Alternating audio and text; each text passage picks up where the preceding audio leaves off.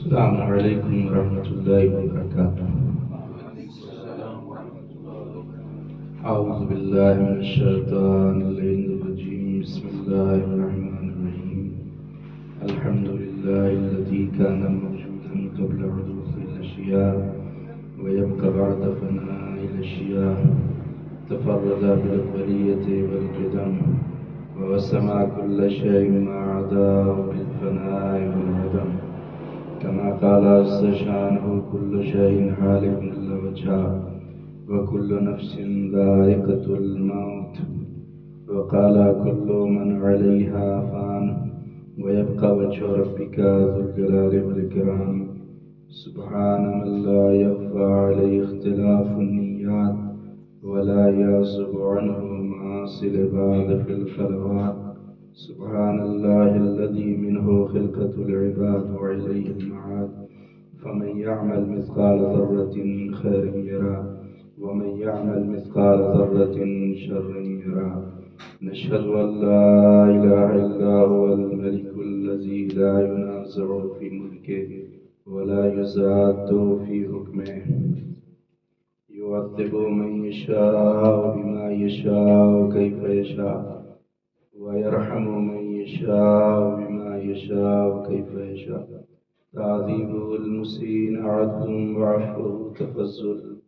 ثم الصلاة والسلام على أشرف الأنبياء والمرسلين وآله الطيبين الطاهرين المعصومين المظلومين الغر الميامين، ولعنة الدائمة الباقية على أعدائهم أجمعين، أما بعد، فقد يا عباد الله أوصيكم ونفسي بتقوى الله۔ نماز گزار عزیز، خطبہ اول کی ابتدا میں سب سے پہلے اپنے نفس، اس کے بعد آپ تمام مؤمنین کو تقوی الہی، دینداری اور پرہیزگاری کی دعوت دیتا ہوں، اس کے ذریعے سے انسان اس دنیا میں اور اس دنیا کے بعد آخرت کی زندگی میں کامیاب اور کامران ہو سکتا ہے۔ اعوذ باللہ من الشیطان الرجیم، بسم اللہ الرحمن الرحیم، والعصر ان الانسان لفی خسر الا الذین آمنوا وعملوا الصالحات وتواصوا بالحق وتواصوا بالصبر۔ اللهم صل على محمد وآل محمد، اللهم صل على محمد وآل محمد، اللهم صل على محمد وآل محمد۔ اعوذ باللہ من الشیطان اللعین الرجیم، بسم اللہ الرحمن الرحیم، الحمد للہ الذی لا الہ الا هو الحلیم الکریم، غافر الذنب وقابل التوب وهو الغفور الرحیم، سبحان من سبقت رحمته فسبه وسط المدان في الرحمة، سبحان من لم يكلف نفسا إلا دون وسعها وعفى عن السيئات ولم يجاز بها، إن الله وملائكته يصلون على النبي يا أيها الذين آمنوا صلوا عليه وسلموا تسليما، اللهم صل على محمد وآل محمد، اللهم صل على سيد المرسلين وشفيع المذنبين نبينا محمد صلى الله عليه وآله وسلم، اللهم صل على محمد وآل محمد، وعلى صديقة الطاهرة فاطمة الزهراء سيدة النساء العالمين، اللهم صل على محمد وآل محمد، وعلى إمام المسلمين وقائد الغر المعجلين أمير المؤمنين علي بن أبي طالب، اللهم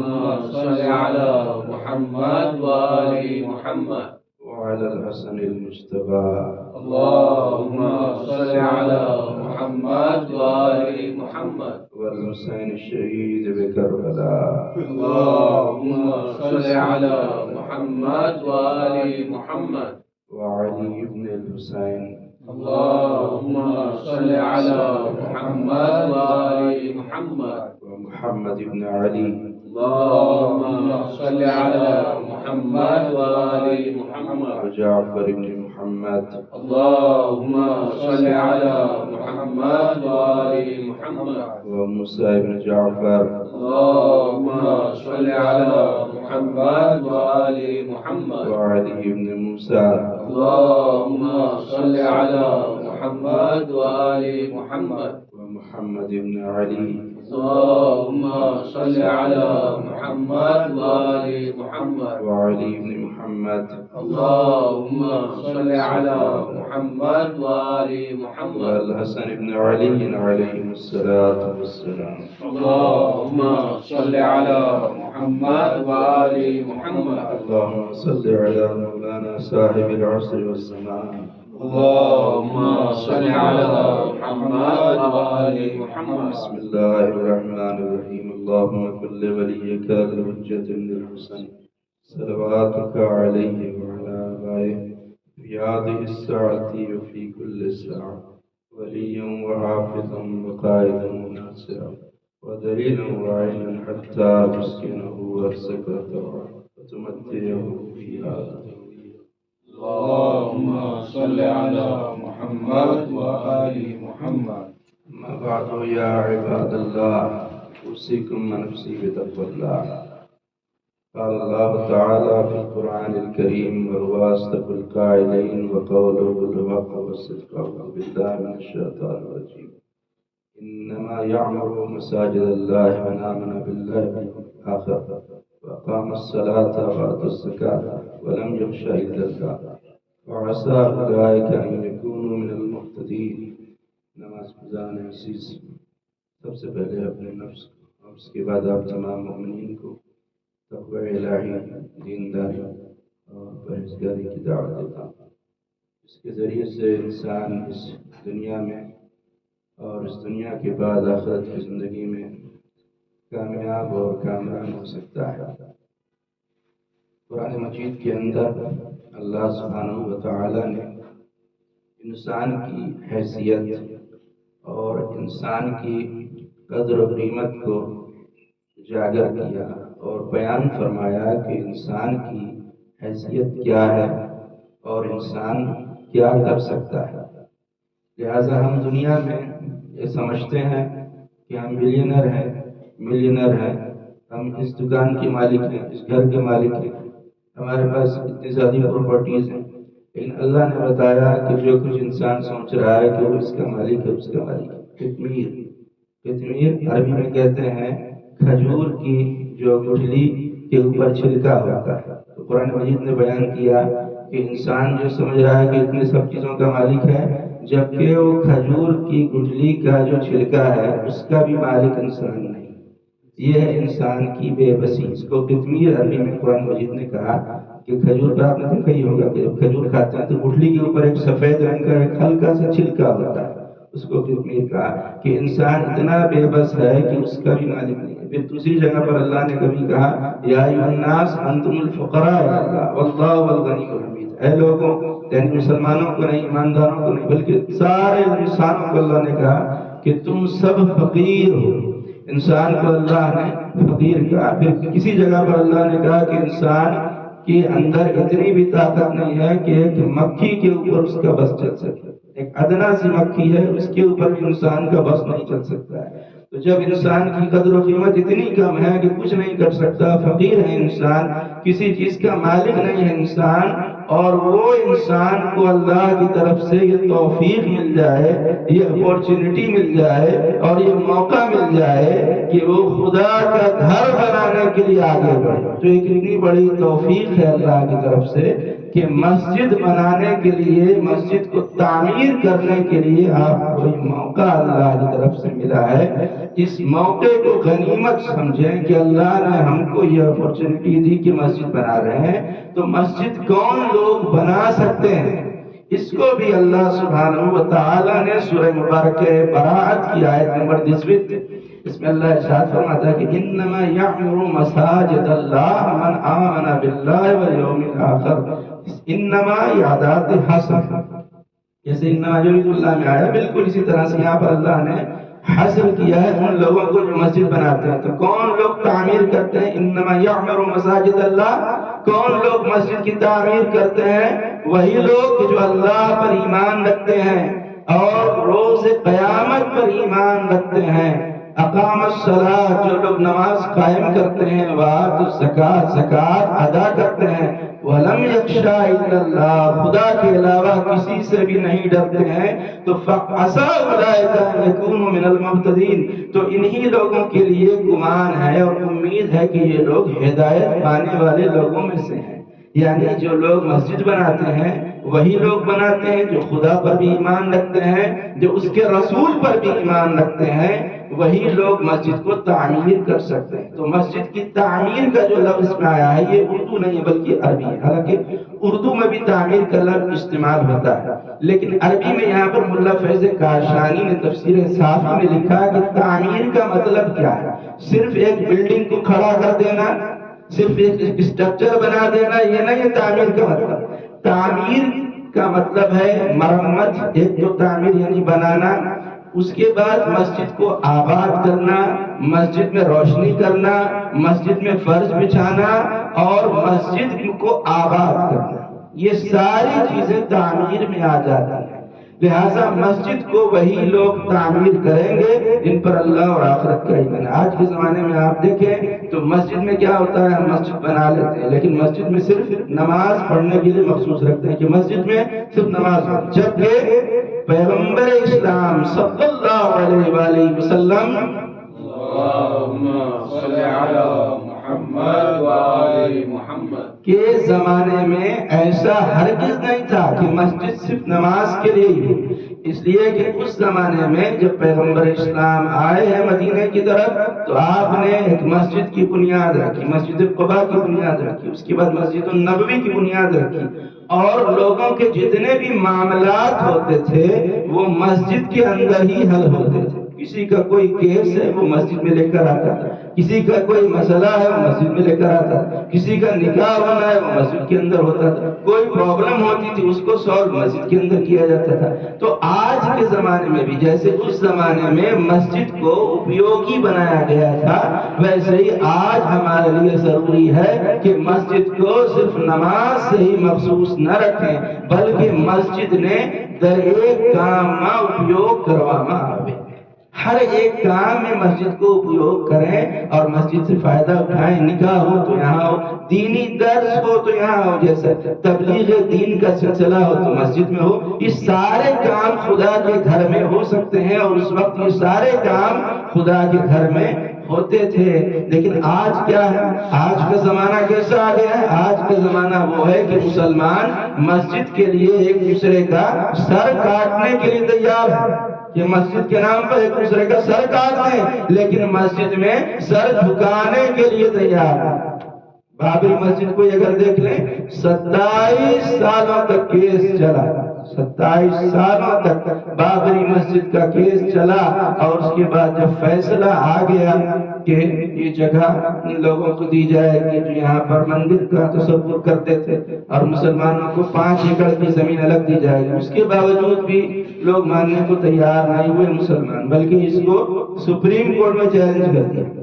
اب سپریم کورٹ میں کیس چلے گا، اس کے بعد فیصلہ آئے گا کہ یہ مسجد کس کو ملے گی اور کون یہاں پر پوجا ہوگی، یہاں پر عبادت ہوگی۔ لہذا ضروری ہے جب 5 ایکڑ کی زمین ملی تو ہم کو تو عبادت کرنے سے مطلب ہے، چاہے کوئی بھی زمین ہو، جہاں پر بھی ہم کو عبادت کرنے کے لیے مل جائے وہیں پر عبادت پروردگار کرے۔ تو مسجد اور مندر کے جھگڑے کو ختم کرنے کی ضرورت ہے، مسجد کے جھگڑے کو ختم کر دیا جائے۔ اس طرح سے ہر ایک دھرم میں ایک مذہبی مقام اور سینٹر ہوتا ہے، ہندوؤں کے لیے مندر ہے، عیسائیوں کے لیے چرچ و انگلیس ہے، یہودیوں کے لیے کلیسا ہے، ویسے ہی مسلمانوں کے لیے مندر ہے،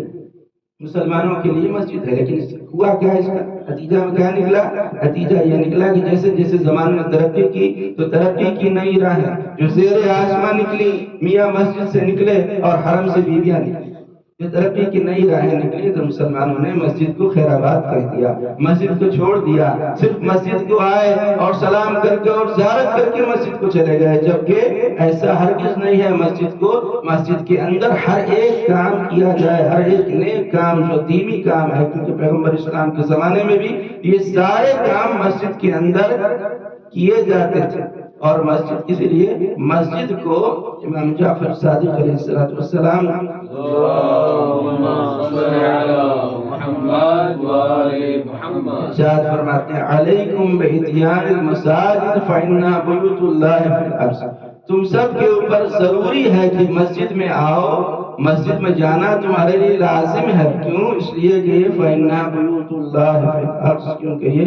زمین کے اوپر خدا کا گھر ہے، مسجد خدا کا گھر ہے۔ تو دنیا میں ہر انسان کی یہ خواہش ہوتی ہے کہ وہ اپنا ایک گھر بنا لے، خواہش ہوتی ہے نہیں؟ اب آج تو گھر پورا آدمی نہیں لے پاتا تو کم سے کم ایک فلیٹ ہی لے لے، تو ہر ایک کی خواہش ہوتی ہے کہ ایک فلیٹ لے لے، ایک شیلٹر لے لے اپنے لیے، ہر انسان کی خواہش ہے۔ تو سب اپنا گھر بناتے ہیں، بات جب ہے کہ جب انسان خدا کا گھر بنائے،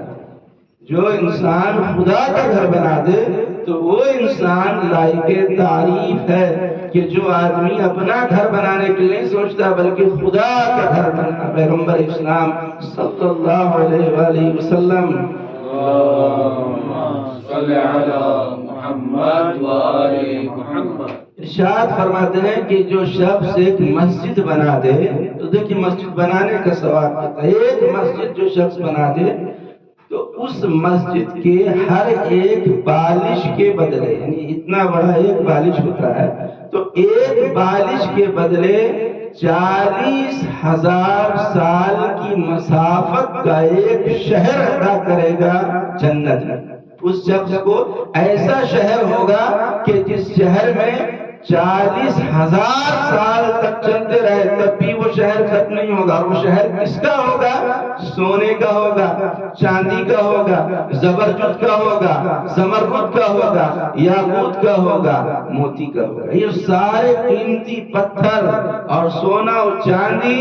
اس شہر کے اندر لگے ہوں گے کہ جو دنیا میں ایک مسجد بنا دیتا ہے، جو خدا کا گھر بنا دیتا ہے۔ پھر کچھ اور حدیثوں کو جو بہت اہم حدیثیں ہیں اس کو لکھ کر لائیں گے آپ تک پہنچائیں کہ پیغمبر اسلام دوسری حدیث میں ارشاد فرماتے ہیں کہ من بنا مسجدا ولو بمفحص قطات بنى الله له بيتا في الجنة، جو شخص ایک مسجد بنا دے تو اللہ چاہے وہ مسجد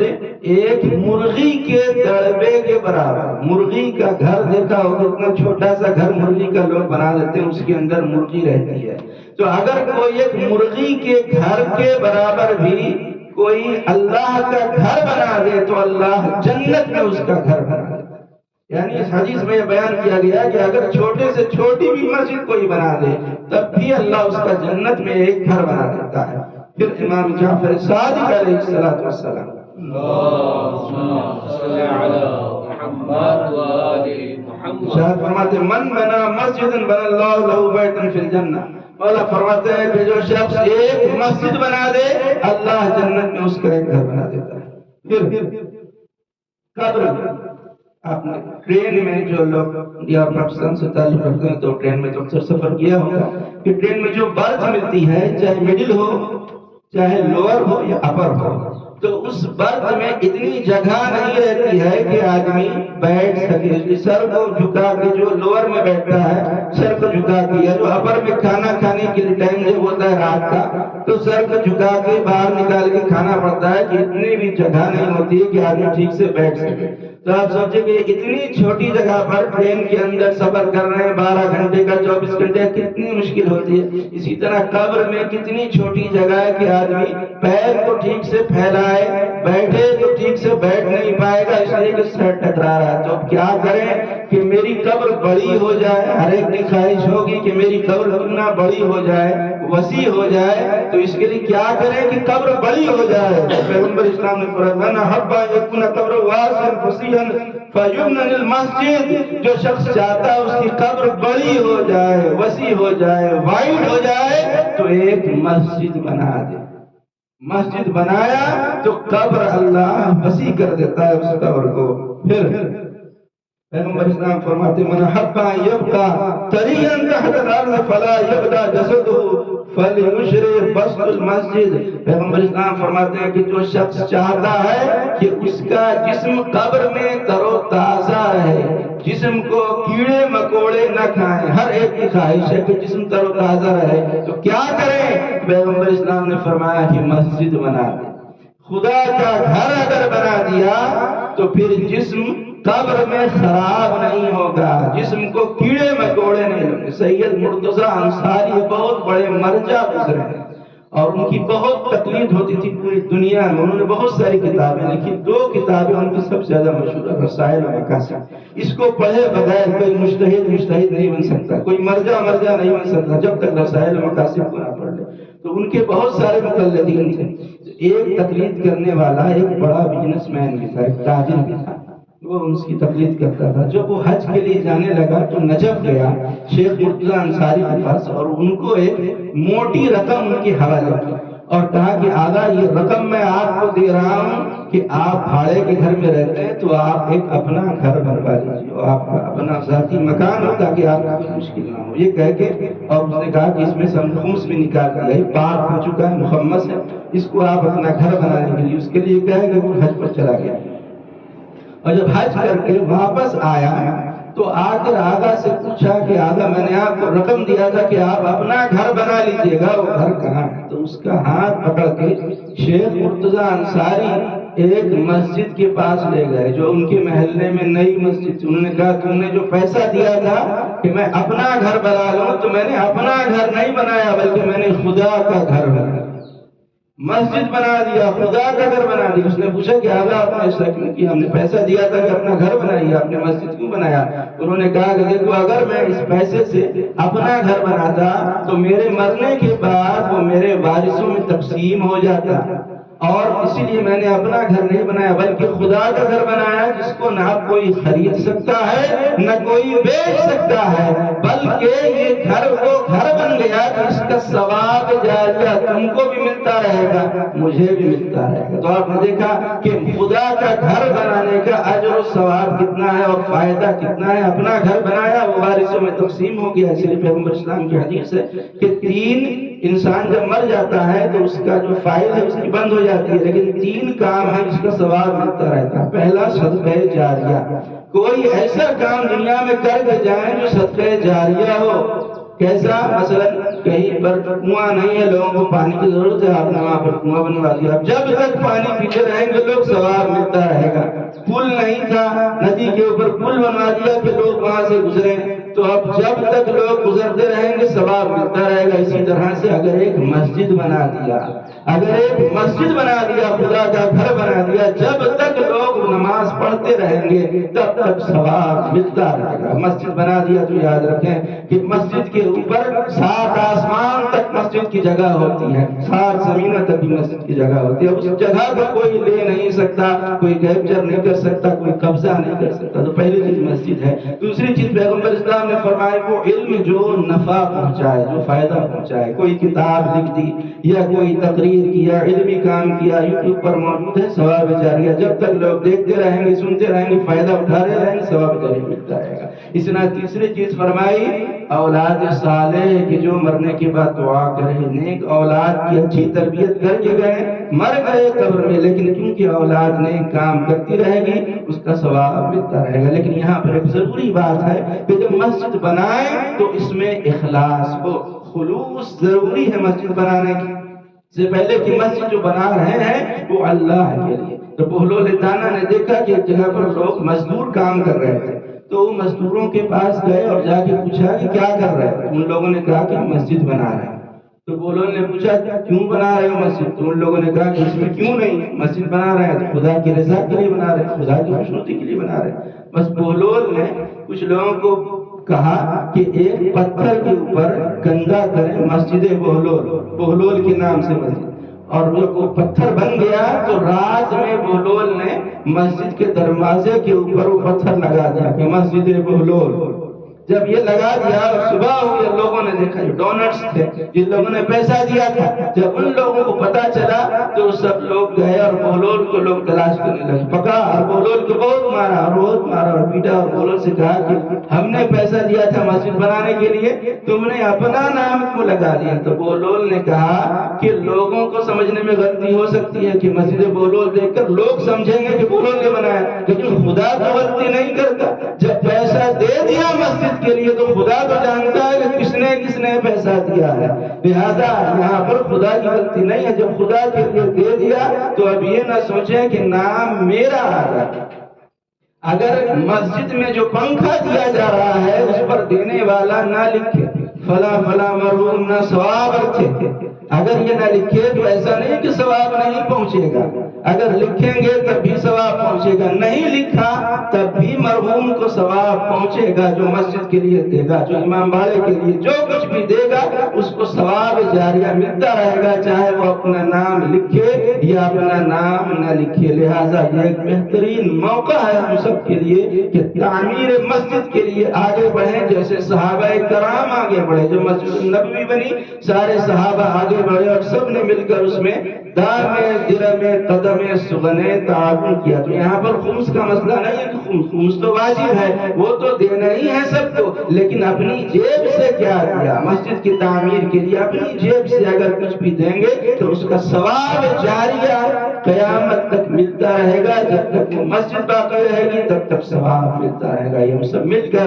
اللہ کی بارگاہ میں دعا کرتے ہیں کہ پروردگار ہمیں ان احادیث پر، قرآن آیات پر عمل کرنے کی توفیق عطا فرما۔ پروردگار ہم سب تیرے گناہ گار بندے، ہمارے تمام گناہان کبیرہ اور صغیرہ کو معاف فرما۔ ہمیں جو لوگ پریشان حال ہیں ان کی پریشانیوں کو دور فرما، جو لوگ مقروض ہیں ان کا قرضہ خزانے غیب سے عطا فرما، تمام مومنین کے رزق اور روزی میں خیر و برکت عطا فرما، پرچم اسلام کو سربلندی و شرف عطا فرما، پرچم کفر نفاق کو سمو فرما، ہمارے مرحومین کی مغفرت فرما، ہمارے درمیان سے رخصت ہو گئے ان کی قبروں پر اپنی رحمتوں برکتوں کا نزول فرما۔ پروردگارا ہمارے مولا باپا ہمارے سید سردار امام زمانہ کے ظہور میں تعلیم ہم سب کو مولا باپا کی مخلص غلاموں اور جانصار شمار فرما۔ اللهم اغفر للمؤمنين والمؤمنات والمسلمين والمسلمات الأحياء منهم والأموات، تابع بيننا وبينهم بالخيرات إنك مجيب الدعوات إنك على كل شيء قدير۔ بسم الله الرحمن الرحيم، إنا أعطيناك الكوثر فصل لربك وانحر إن شأنك هو الأبتر۔ والسلام عليكم ورحمة الله۔